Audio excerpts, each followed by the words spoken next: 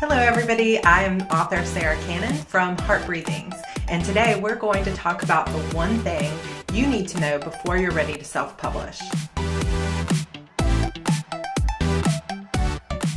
Now, I'm sure you're wondering, what is that one thing that you need before you self-publish? It could be cover art, or you need to figure out an editor, or you need to figure out, what genre you're going to write.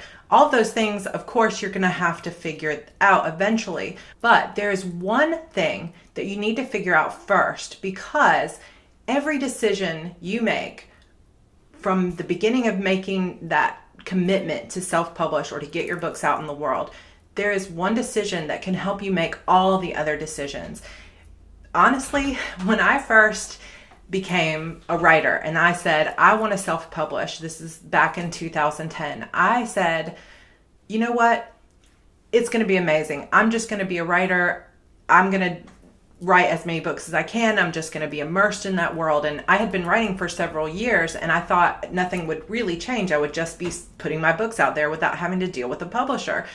But it's not really like that. In truth, you're becoming an entrepreneur. You're committing to being a creative entrepreneur, which means that you not only need to find time for writing, but you also have to figure out how to run your own business. This is not easy. I never dreamed when I said, I want to self-publish my novels, that I would be committing to being someone who runs her own business. I'm basically a CEO. And everybody who self-publishes their work is the CEO of their own business. And before you even start, you need to think about that. And what do CEOs do all day long, all the time? They make decisions. And I sometimes like to say that being an indie author is like being a professional decision maker. You have to make decisions every step of the way in your book. What do your characters say? Where are they going to go next? How does this conflict arise? What is this villain going to do?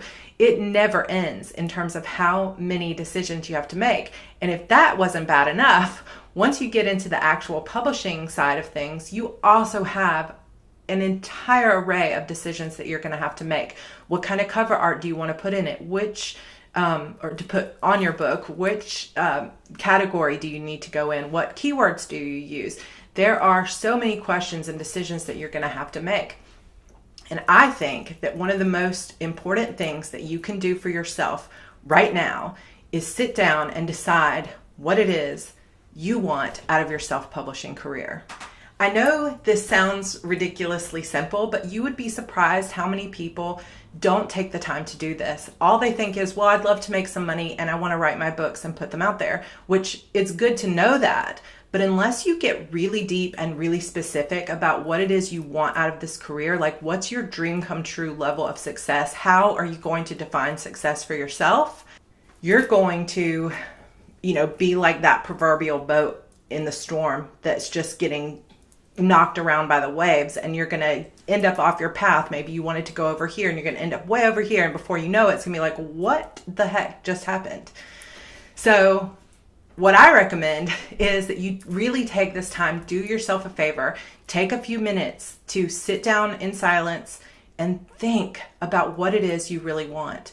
Because I'm telling you right now, your answer to that question is going to be the way you make decisions about every other thing in your career. Now, why? The top 3 reasons why you need to know this. Number 1, that's going to help you come up with your strategy for how to self-publish and how you want to run your career.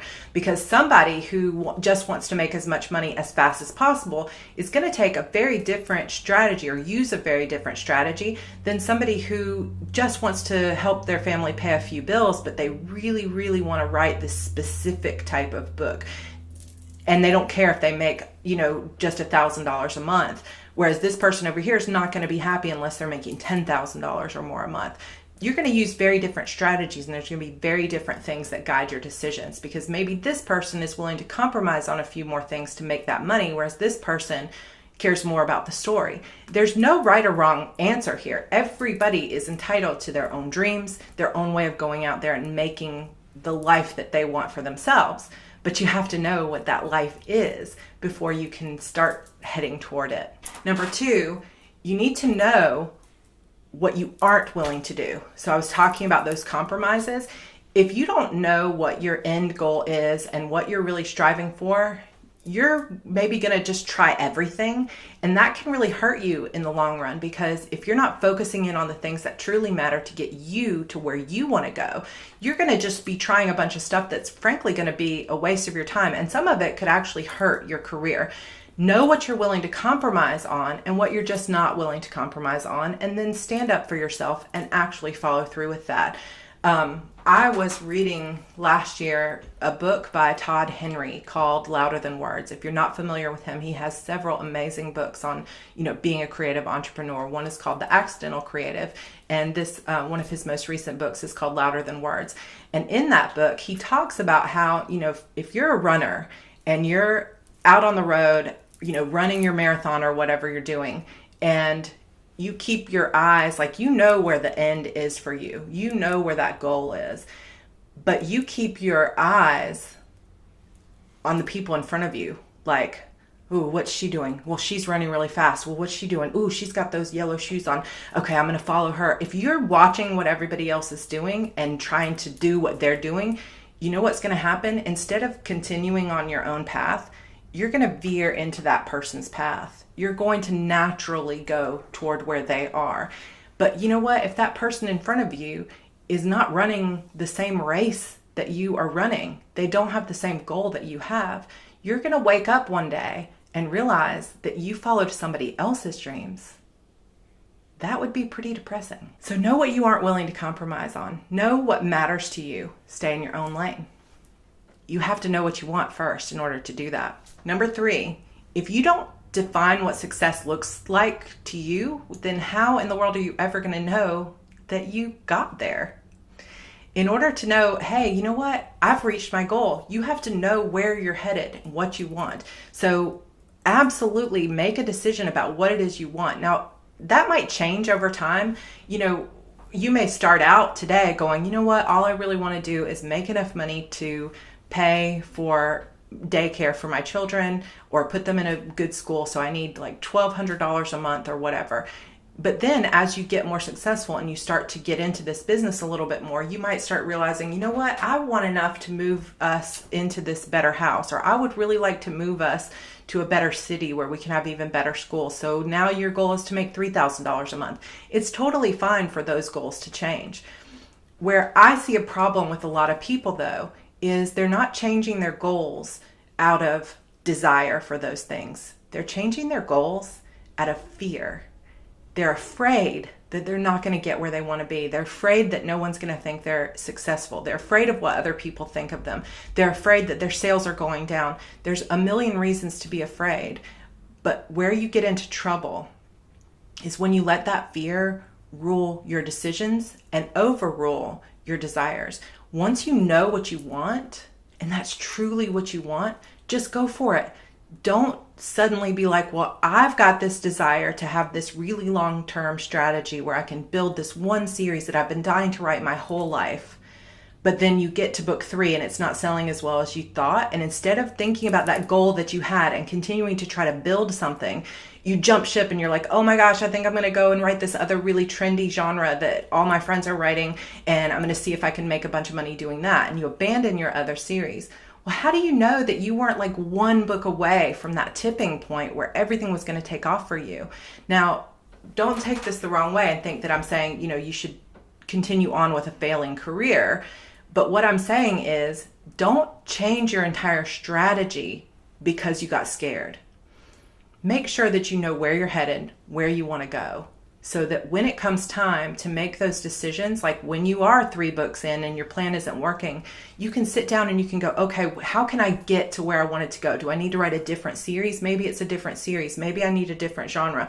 But don't just freak out and start moving and like trying, like literally throwing spaghetti at the wall. Like, I'm going to try this. I'm going to try this. I'm going to try this. I had this strategy that I was working on. Years ago, when the Romance Writers of America first decided to recognize indie publishing as a publishing career, there was an amazing talk by Bella Andre and Barbara Freethy. Bella Andre said something that I will never forget. She had been traditionally publishing, but she decided she wanted to try self-publishing. And when she did, She said that she made a plan. She knew exactly what she wanted. She knew that she wanted to grow a contemporary romance career. That was the kind of books that she really, really wanted to write. She knew she wanted to write, a family career or a family. She knew she wanted to really give it a full-time shot. She wasn't just going to throw 1 or 2 books out there and then change her strategy. She said she committed to writing 8 books, 4 books a year, 1 book every 3 months. Every quarter she was going to write a book, and she said she was going to see that through, those 8 books, no matter what. And she thought, even if I get to book 5 and it's not doing the most amazing, fly off the charts, I'm going to stick with these 8 books and I'm going to do it. And guess what? Bella Andre right now is one of the most successful self-published authors of all time. She is right up there in probably the top 3 or 4 indie authors, best-selling indie authors of all time. She knew what she wanted, and she didn't compromise. She committed to it, and she gave everything she had to making that happen.